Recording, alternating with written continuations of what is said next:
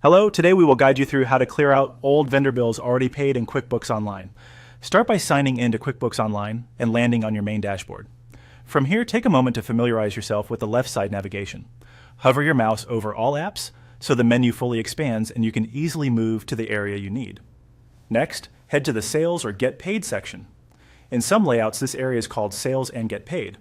The wording can vary, but you're looking for the section that lists your sales transactions.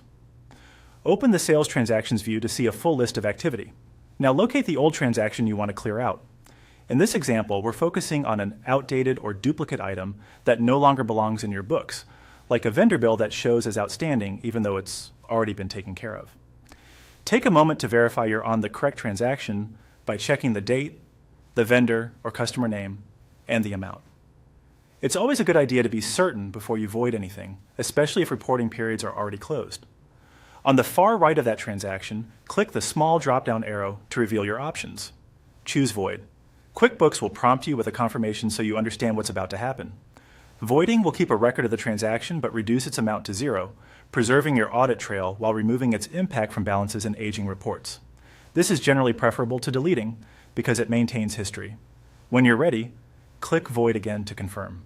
After the confirmation, the transaction will show as voided. You'll see that it remains in your list with a zero amount and a void status, which is helpful for tracing what changed and when.